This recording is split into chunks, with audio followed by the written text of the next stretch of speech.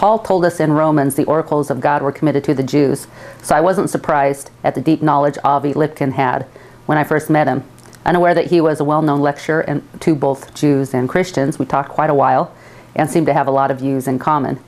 You can watch many of his videos on YouTube. As you'll hear in this segment, he has a clear understanding of the history of Islam and what is in store for the future.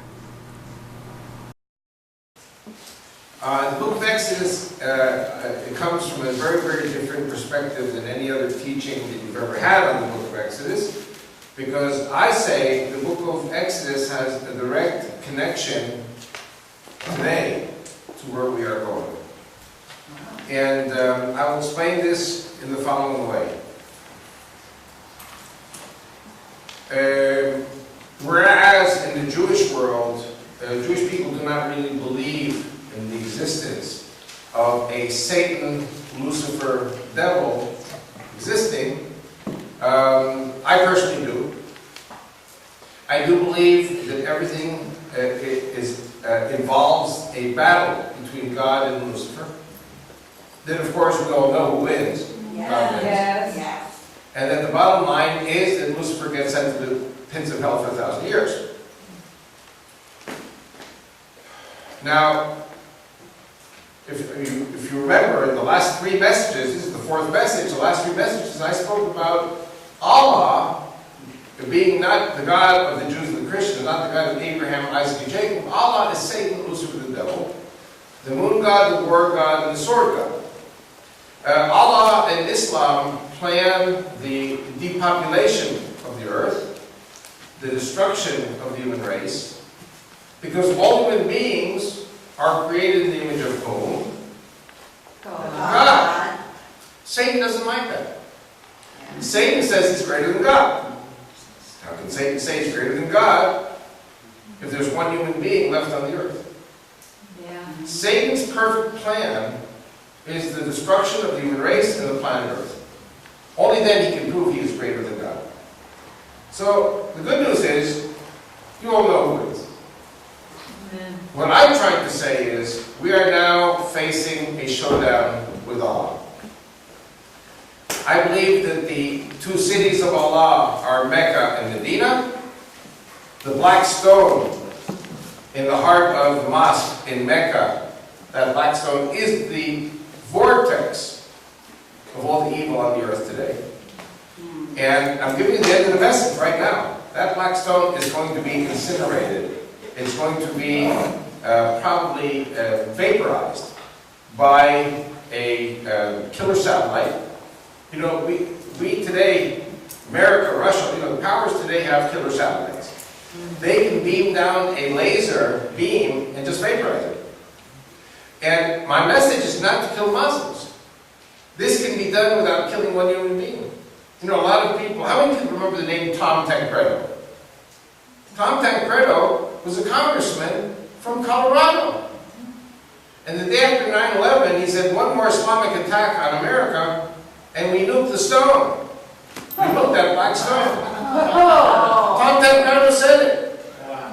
Now, to nuke the stone means to kill 2-3 million people in Mecca. What I'm saying is laser technology today can vaporize the stone without killing one person. And I'm going to get to the feasibility of this at the very end. But I want to start with history. Because as you all know, the Bible is the Alpha and the Omega. The Bible gives you the beginnings.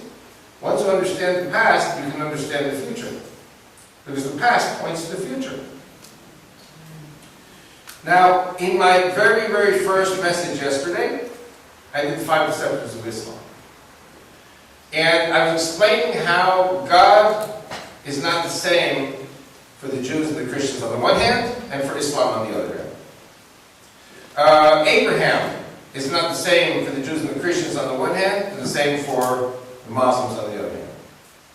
And Abraham has a number of sons. We're actually going to talk about a son by the name of Midian. Midian is one of the sons of Abraham. We're going to talk about him. But first I want to go back to Ishmael. Ishmael, the wild ass, the wild donkey, whose hand will be against all his brethren's hands, and all his brethren's hands will be against his hand. This Ishmael is a sexual pervert, a sword, a man of destruction. And the Muslims say that Allah chose him, because Allah is a God of destruction. But for those of us who are Judeo-Christians, we can never accept Ishmael because he's a man of destruction. Isaac was a farmer. He's a man of creation. Similarly, Esau was a man of destruction, is a man of the sword. How does Isaac bless Esau? He will live by the sword. What did Jesus say? You will live by the sword, you will die by the sword. So, Esau marries the daughter of Ishmael. He becomes a man of destruction too. Jacob is a man of creation. He is a shepherd. And Jacob, everything he touched reproduced. Everything that Isaac touched reproduced. So I ask you, who is God going to choose? Is he going to choose those progeny of Abraham who are men of creation, or is he going to choose Ishmael and Esau who are men of destruction? God's going to choose the men of creation, not destruction. That's why the DVD and CD on the back is called Creation versus Destruction. Okay. And I also spoke yesterday about how, unfortunately, facts of life, there are many families, including my own, where maybe one sibling is saved, or two, and the others are not. Or you have families where the parents are saved and the kids are not. And sometimes you have families where the kids are saved and the parents are not. And families are driven apart by this war over who is chosen, who is anointed of God. And those people who hate God hate those who are chosen of God. And so Abraham, Isaac, and Jacob are the chosen lineage of the Jew and the Christian.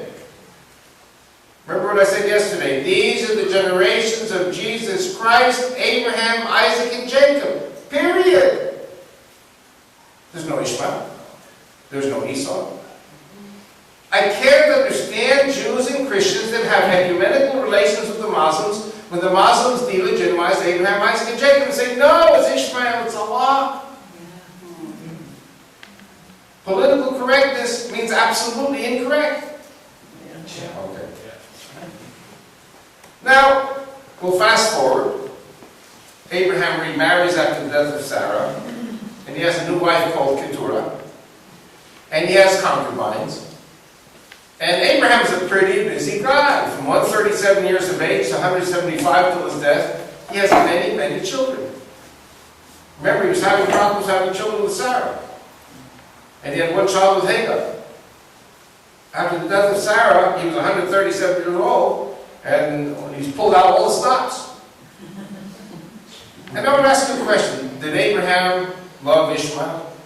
Yeah. And then he sent them away.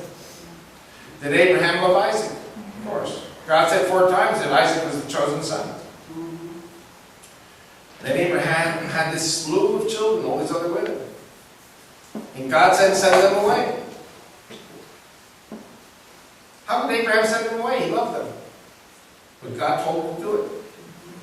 Because his entire choice was in Isaac.